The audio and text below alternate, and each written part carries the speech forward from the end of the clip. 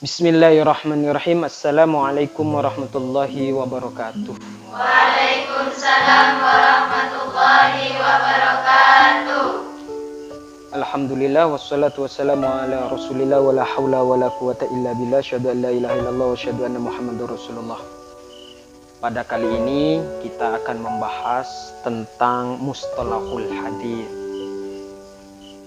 Tema mustalahul hadis ini perlu kita pahami karena dengan ilmu ini kita bisa mengetahui kapan suatu hadis itu boleh diamalkan dan kapan hadis itu tidak boleh diamalkan.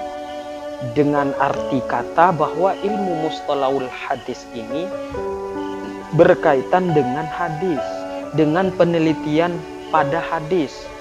Hadis perlu kita curigai kesohihannya dan kedhaifannya, kekuatannya dan kelemahannya.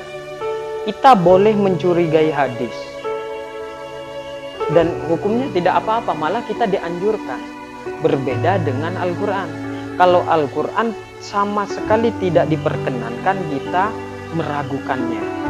Kalau kita meragukannya, maka secara otomatis kita keluar dari agama Islam.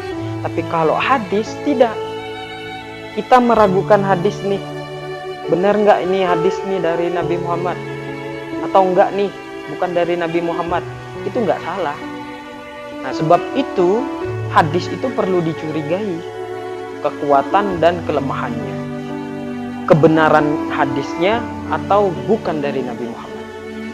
Nah, dengan ilmu mustalahul hadis kita mengkaji hadis itu untuk kapan hadis itu diterima dan kapan hadis itu ditolak.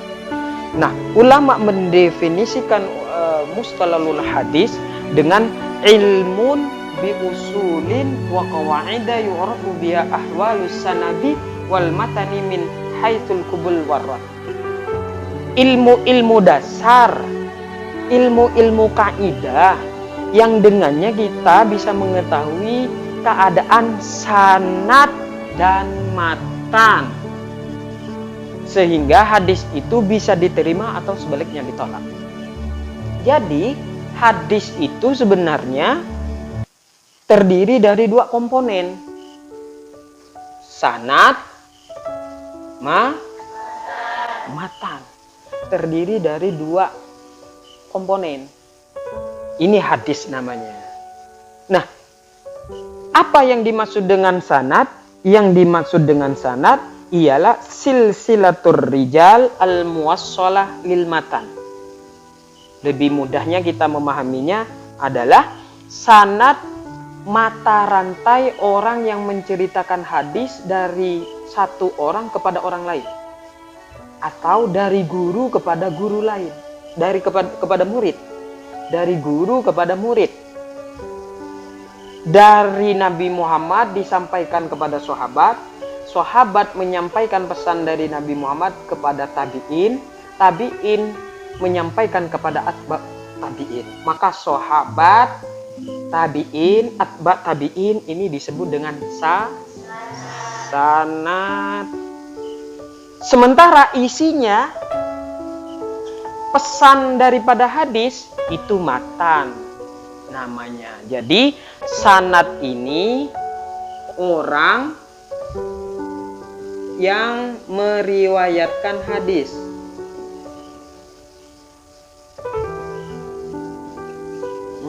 Ini disebut dengan sanad.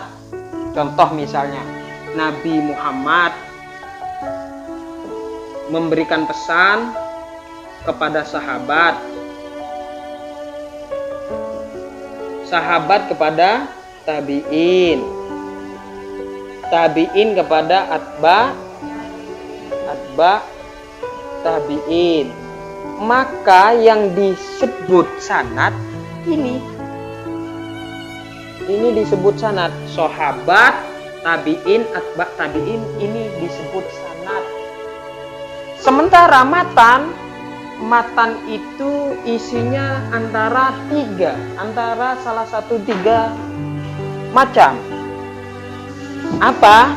Yang pertama diambil dari ucapan Nabi Muhammad. Ucapan Nabi Muhammad. Jadi Nabi Muhammad berucap kata, didengarkan oleh sahabat, kemudian ucapan Nabi Muhammad ini disampaikan oleh sahabat yang lain. Ucapan Nabi Muhammad tadi itu matan namanya. Atau Nabi Muhammad berbuat. Nabi Muhammad tidak berucap kata, cuma Nabi Muhammad berbuat, dilihat oleh sahabat. Kemudian sahabat yang melihat perbuatan Nabi Muhammad tadi diceritakan kepada sahabat yang lain, maka perbuatan Nabi Muhammad tadi itu disebut dengan matan. Contoh misalnya yang ucapan ya, ucapan an Rasulillah sallallahu alaihi wasallam qala innamal a'malu binniyat. Dari baginda Nabi Muhammad sallallahu alaihi wasallam, sesungguhnya segala perbuatan itu bergantung daripada niat. Ini ucapan. Ucapan ini kemudian disampaikan oleh Nabi Muhammad kepada sahabat. Sahabat menyampaikan pesan innamal a'malu binniyat kepada sahabat-sahabat yang lain yang enggak mendengar langsung. Nah, ini namanya matan. Kalau misalnya Nabi Muhammad berbuat, enggak berucap kata. Contoh, shollu kama ra'aitumuni usolli. Salatlah kalian sebagaimana aku melaksanakan salat. Jadi cara bagaimana Nabi Muhammad sholat, misalnya Allahu Akbar, dilihat oleh sahabat. Kemudian sahabat menceritakan sifat-sifat sholat Nabi Muhammad. Nabi Muhammad nggak berucap kata, cuman melaksanakan suatu perbuatan, sholat misalnya. Maka itu disebut dengan matan tapi berbentuk perbuatan.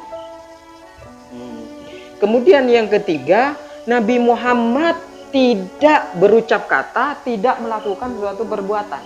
Tapi Nabi Muhammad diam melihat perbuatan sahabat. Jadi ada sahabat memakan suatu daging misalnya dari hewan tertentu. Kemudian Nabi Muhammad tidak melarang, tidak menegur. Maka itu disebut dengan penetapan Nabi. Penetapan Nabi ini disebut dengan matan. Jadi matan itu mencakup 3. Ucapan Nabi, perbuatan Nabi, dan penetapan Nabi. Kalau ucapan berarti Nabi Muhammad sendiri yang berucap kata, memberikan pesan. Yang kedua perbuatan. Kalau perbuatan, maka Nabi Muhammad yang melaksanakan suatu pekerjaan. Dan kalau penetapan, Nabi Muhammad yang melihat, tapi tidak menegur. Nah, sekarang kita beralih kepada yang di atas. Sanad. Sanad ini penting kita pahami karena apa? Ciri khas agama Islam salah satu diantaranya adalah mementingkan adanya sanad di dalam suatu informasi. Kenapa? Dengan adanya sanad membantu atau menjaga originalitas informasi, apakah benar-benar hadis atau tidak. 1, menjaga originalitas informasi. Yang kedua, adanya sanad ini untuk apa? Untuk agar tidak ada orang yang berbicara atas agama tanpa ada rujukan, tanpa ada referensi dasar tertentu. Sehingga ada sebagian ulama mengatakan, laulal isnad laqala man sa'ah ma sa'ah. Laulal isnad laqala man sa'ah ma sa'ah. Andai kata tidak ada sanad di dalam hukum Islam, niscaya orang itu akan berucap kata sesuai kemauannya sendiri. Tapi dengan sanad orang tidak bisa berbuat apa-apa, berucap kata apa-apa atas nama agama. Pasti ada rujukannya. Nah, sekarang sanad, matan ini diteliti, perlu diteliti. Kalau memenuhi syarat sanad dan matan, maka hadisnya otomatis diterima, dapat diamalkan oleh kita. Sebaliknya, kalau sanad atau matan tidak memenuhi syarat, maka otomatis hadisnya tertolak. Nah, bagaimana kita tahu sanad ini memenuhi syarat, matan juga memenuhi syarat? tidak lain dan tidak bukan hanya bisa diketahui melalui kajian mustalahul hadis. Jadi mustalahul hadis inilah yang akan mengkaji bagaimana syarat-syarat sanad, bagaimana syarat-syarat matan. Nah, demikian informasi ini atau ilmu tentang mustalahul hadis ini, walaupun singkat tapi semoga bisa dipahami dengan baik. Assalamualaikum warahmatullahi wabarakatuh.